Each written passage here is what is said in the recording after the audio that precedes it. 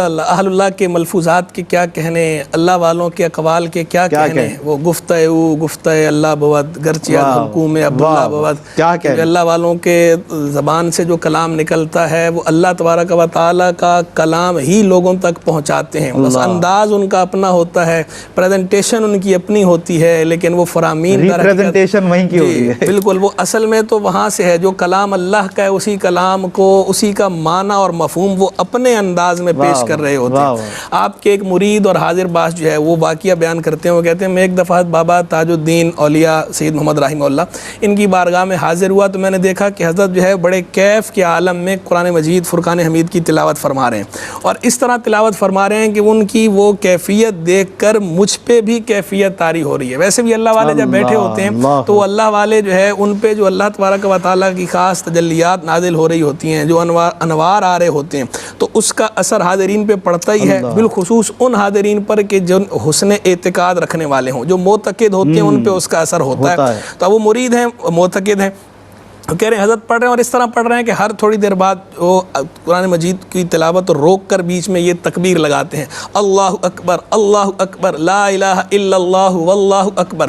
پھر تلاوت شروع کرتے ہیں، پھر جو ہے وہ تھوڑی دیر رک کے پھر بیچ میں جو ہے وہ اس طرح، تو وہ حضرت کا قرآن مجید کی تلاوت کرنا، پھر اس طرح رک کے جو ہے وہ تکبیر لگانا، اس کا ایک خاص لطف میں لے رہا تھا.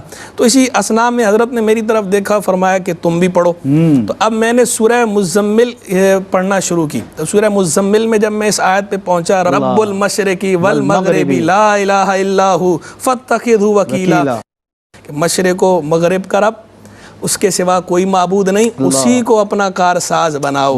تو کہتے ہیں جب میں اس آیت پہ پہنچا تو انہوں نے مجھے آگے سے فرمایا تم بھی کہو اللہ اکبر لا الہ الا اللہ واللہ اکبر. وہ کہتے ہیں یہ جو وہاں پر حضرت نے مجھ سے کہلوایا، ایک تو وہ کیفیت، اور اس عالم میں انہوں نے کہلوایا کہ اس کے بعد وہ دن اور آج کا دن میری ساری زندگی میں یہ شعور میرے ذہن میں مضبوط ہو گیا، میرے قلب میں یہ بات راسخ ہو گئی کہ اسی کو کارساز حقیقی بناؤ. رب المشرقی والمغربی لا الہ الا ہو فاتخذہ وکیلا، کہ وہی کارساز حقیقی ہے، میں نے اسی سے لو لگانی ہے، یہ بات میرے قلب میں راسخ ہو گئی. تو یہ اللہ والوں کا وہ ان کا وہ فرمانا، وہ ان کا قول، پھر وہ ان کا فعل، دونوں نے مل کر وہ کیا کیفیت پیدا کی کہ اس کے اندر توحید کو مضبوط کر دیا، تعلق باللہ کو مضبوط کر دیا، اللہ کے ساتھ لو لگا دی، وہ لو جگا دی اس کے اندر. اسی طرح ایک موقع پہ آپ تشریف فرما تھے تو جیسے خلق خدا آپ کی طرف رجوع کرتی تھی تو ایک بندہ آیا آ کر عرض کیا کہ حضرت میں بیمار، وہ بھی مرید اور معتقد تھا. اچھا یہ انداز ہوتا ہے، کچھ لوگ وہ ہوتے ہیں کہ جو مرید اور معتقد ہوتے ہیں تو ان کی تربیت مقصود ہوتی ہے، ان کو بعض باتیں بندہ اس طرح کھلے الفاظ میں کہہ دیتا ہے. وہ مرید اور معتقد ہیں کہ جو ایک عام آدمی کو نہیں کہی جا سکتی. عام آدمی کو بندہ وہ بات اس موقع پہ نہیں کہتا کیونکہ اس کا اثر ان پہ اس طرح نہیں ہوتا. یہ بھی نفسیات کے اصول ہیں، اور جو شیخ ہوتا ہے، جو واقعی شیخ ہوتا ہے، وہ واقعی یہ نفسیات کے اصول بھی جانتا ہے کہ کس کو کیا بات کہنی ہے، کتنی کہنی ہے اور کیسے کہنی ہے. تو وہ آپ کے مرید اور معتقد تھے، تو انہوں نے آ کے آپ سے عرض کیا کہ حضور میں بیمار ہو گیا ہوں تو مجھے کوئی دم فرما دیں.